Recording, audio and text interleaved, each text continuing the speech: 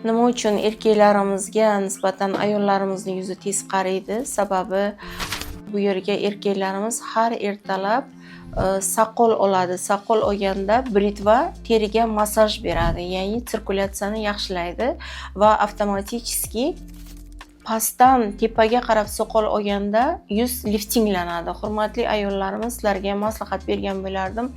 Ayniqsa yuzni yuvgan paytiga yoki kechki o'sha qanaqadir krem va svirtkalarni surtib yotadigan davrlaringizda albatta pastdan yuqoriga qarab uqalash ishlarini, ya'ni massaj ishlarini olib boring. Chunki har kun teriga qilingan massaj bu ham terini yoshartiradi, teridagi barcha muammolarni bartaraf etadi. Bu bilan birga ichki kasalliklarni ko'p nervlari yuzga joylashgan bo'ladi, ham ichkaridan insonga sog'lik beradi. Undan tashqari ko'p ayollarimiz salonlarga borib, qoshni terdirgan davrlarda yuzlarini ham terdirishadi, lekin bu aslida zarar.